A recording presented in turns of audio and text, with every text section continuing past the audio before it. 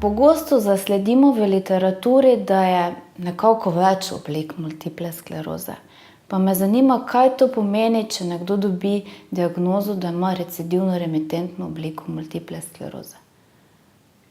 Recidivno-remitentna multipla skleroza, mogoče poenostavneje lahko rečemo samo recidivna ali pa remitentna, obe besede niti nista več tako pogosto uporabljeni, ampak to opisuje v bistvu najbolj pogosti potek bolezni, kot jo vidimo pri multipli sklerozi, torej takšen potek, ki prihaja z obdobji poslabšanja, se pravi tako imenovanimi zagoni, zagoni, ki se ponavljajo v različno dolgem času, recimo seveda lahko pri težje potekajoči bolezni tudi zelo pogosto, praktično večkrat na leto, lahko pa tudi so zelo narazen, par let narazen je recimo lahko med zagoni. In tak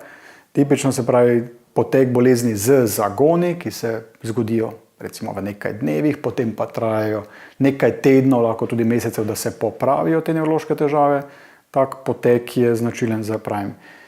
remitentno obliko multiple skleroze, kjer to vnetje dejansko počasi nekako rečemo tli, včasih pa dejansko izbruhne do te mere, da se tudi pokaže kot neke značilne klinične težave. Recimo, kaj te težave so, najbolj pogosto so zagoni, tako kot rečemo pri recidivno-remitentni multipli sklerozi, so značilni simptomi in znaki tisti, ki prizadenejo vidni živec, se pravi rečemo retrobulbarni neuritis ali optični neuritis, to je vnetje vidnega živca, ker pride do zamegljenega vida na eno oko, se pravi zmanjšanje ostrine vida, na tisto oko se ne vidi prav, mogoče tudi ne razloči barv. To je tipična težava kot zagon in del recidivno-remitentne multiple skleroze. Potem so tipično tudi rečemo take delne okvare hrbtenjače, kot mi rečemo parcialni mielitis, to pa pomeni dejansko, da je lahko prije do delne oslabelosti recimo ene noge ali pa druge noge ali pa delne roke ali pa mogoče bolj po polovici telesa. Tam vidimo pa vnetje v recimo delčku hrbtenjače, se pravi parcialni mielitis. Potem poznamo težave spet značilne kot zagon za multiplo sklerozo, sploh se pravi sindrom možganskega debla, se pravi, kjer prihaja do vnetja ali pa plaka v področju možganskega debla, pa to tipično lahko naredi dvojni vid, značilne spremembe najdemo tudi potem pri pregledu. Potem pa so še tudi bolj ali manj pogoste težave, ker pa imamo vnetje ali pa zagone v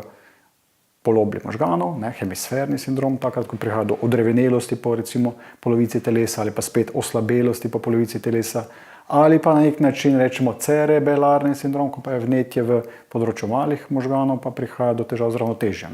Neravnotežje, motnje koordinacije, težave s hojo. To so več ali manj značilne težave, tudi ne smemo pozabiti vedno, pa mogoče premalo sprašujemo, so težave z mehurjem, ki se tudi lahko pojavljajo, težave z mikcijo, zadrževanjem vode.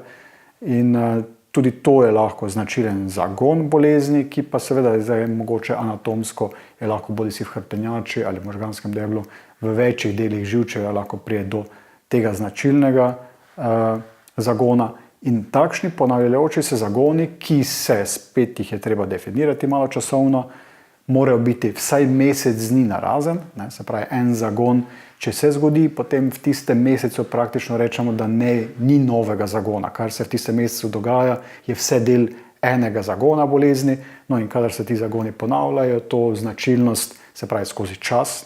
zato tudi rečemo, da je pri multipli sklerozi potek bolezni razpršen skozi čas,